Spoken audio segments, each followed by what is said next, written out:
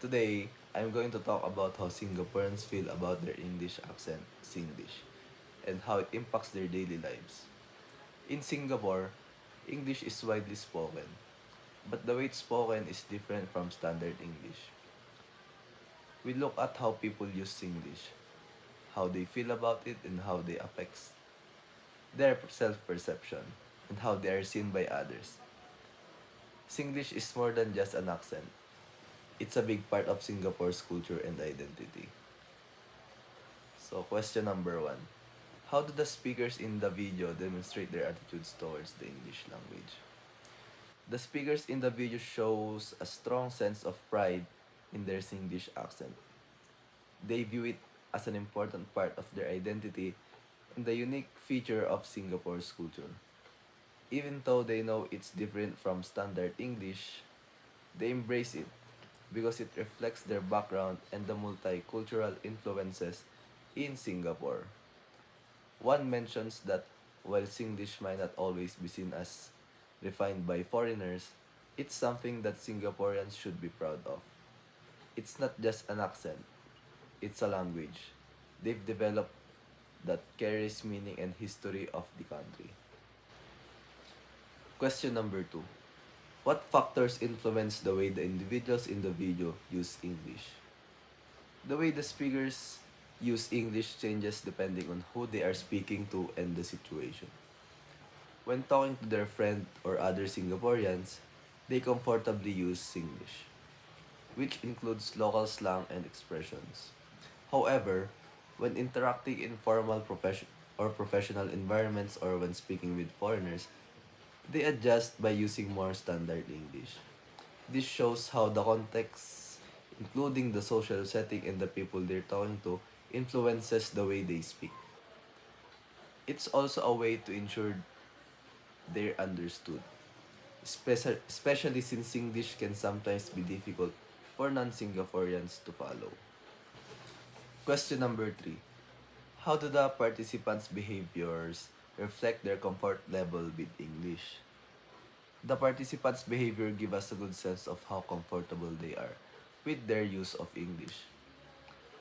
When talking about Singlish, they're confident and relaxed, laughing at how it sounds, and making light of the fact that foreigners may not understand it. They speak about it with pride, as it's a key part of who they are. However, when they switch to more formal English for foreigners or in professional settings, there's a noticeable change in how they present themselves. They become more deliberate in their speech, speaking slowly and clearly to make sure they understood. This shows that while they're comfortable with Singlish, they also recognize the importance of using proper English when needed. Question number four. What challenges or advantages do the speakers associate with speaking English? One challenge mentioned in the video is that Singlish can be difficult for foreigners to understand, especially because it's spoken quickly and includes slang or words from other languages like Malay and Chinese. This can cause confusion as foreigners might not be familiar with the specific terms or accents used in Singlish. On the other hand, speaking standard English has its advantages.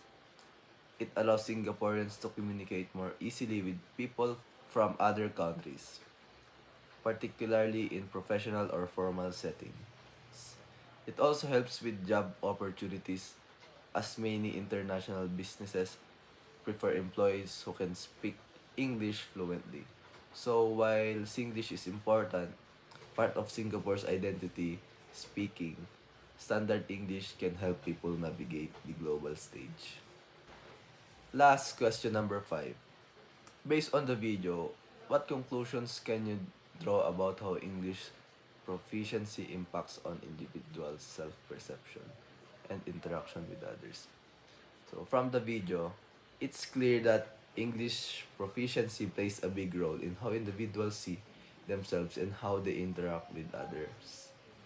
In casual settings, people are comfortable using Singlish because it reflects their background and identity. However, when they're in professional or international environments, they tend to switch to standard English to be better understood and to fit in. This shows that people recognize the importance of adapting their language use based on the context. Their proficiency in English allows them to present themselves in different ways, whether embracing their Singlish roots in informal settings or using standard English to connect with a global audience. In conclusion, Singlish is deeply rooted part of Singapore's culture, and while it may be challenging for outsiders to understand, many Singaporeans take pride in it. The ability to speak standard English, however, plays an important role in professional environments and global interactions. The way people speak English can affect their perceived by others, and it's clear that Singaporeans are balancing the use of Singlish with the need to speak more formal English depending on the situation. Ultimately, this shows how language reflects both personal identity and the way people navigate the world.